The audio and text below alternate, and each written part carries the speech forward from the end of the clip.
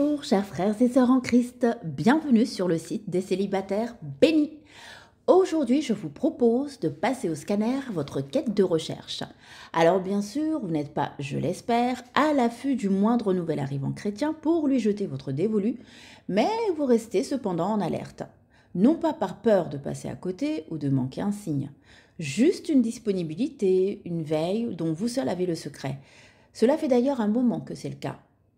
Que vous attendez le signe de Dieu, l'apparition de celui que le Père vous a destiné.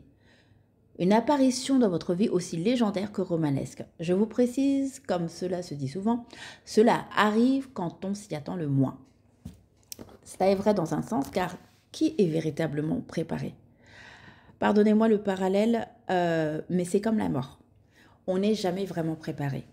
Cependant, on s'y prépare, en tout cas à la sienne, spirituellement. On s'y prépare spirituellement car c'est ce qui est demandé à tout chrétien s'attendant au mariage. Seulement voilà, hormis cette prière qui monte dans nos cœurs comme une faveur que l'on aimerait voir accordée, il y a ce profil que l'on a sous le coude. Oui, le profil type de la personne avec laquelle on souhaite partager sa vie. Une liste de critères non exhaustifs, mais avec des traits principaux auxquels on ne déroge pas. Des caractères bien définis, peut-être même trop, qui ressembleraient à notre idéal. À cause d'un passé, d'un vécu ou d'un couple de notre entourage que l'on estime être tout sauf un modèle, on se crée un personnage type qui irait bien avec soi-même. Une personne chrétienne, gentille, bienveillante, généreuse, etc. Certains vont même jusqu'aux critères physiques, ce qui n'est pas mauvais en soi. Il n'y a pas de mal à avoir une préférence à ce niveau. Ce qui peut être ralentissant est plutôt l'exigence sur certains points, parfois farfelus. Pourquoi pas? Quoique, la question est en fait de savoir si la barre n'est pas trop élevée. Et là, je m'adresse aux personnes qui ont listé comme case à cocher dans leur fiche futur conjoint, niveau bac plus 5 minimum, ou doit prier, méditer X fois par jour, ou doit être propriétaire, ou alors doit servir dans au moins 2-3 départements à l'église, ou encore doit parler au moins 2-3 langues étrangères, etc. Là encore, pourquoi pas? Mais n'est-ce pas un peu exigeant comme attente? On comprend alors que les frères et sœurs en Christ qui ont ce niveau d'exigence ont juste le désir d'avoir en face d'eux quelqu'un qui fasse le poids, entre guillemets. Estimant ce niveau, ils veulent former la paire avec quelqu'un qui leur ressemble ou peut les élever. Est-ce vraiment ce qui compte?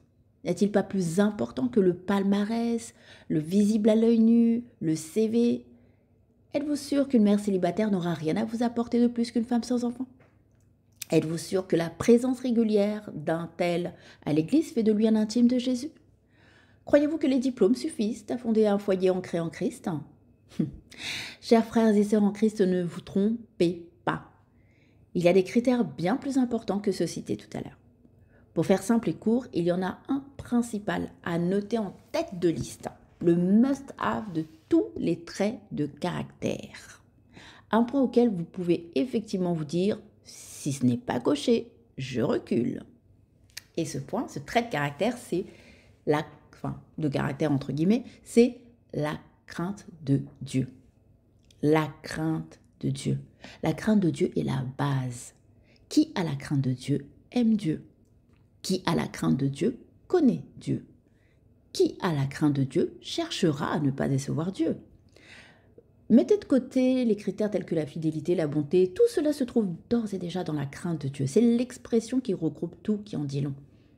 Ne vous attardez pas sur la taille de cette personne qui vous accoste, sur l'accent de cette jeune femme célibataire, sur le passé de ce chrétien zélé et converti.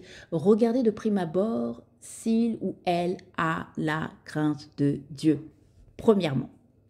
Et deuxièmement, demandez au Saint-Esprit son avis.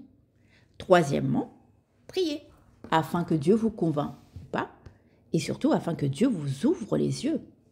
Il est important qu'il vous détache de toute cette superficialité qui vous attire. Il est temps de demander au Père d'ouvrir vos yeux spirituels. Ne faites pas partie de ces personnes qui, à force d'avoir été trop sélectives et exigeantes, se retrouvent à un âge avancé, plein de questionnements du type « si je savais »,« si je passais à côté de mon boise », etc. Vous êtes esprit, pensez esprit, choisissez esprit.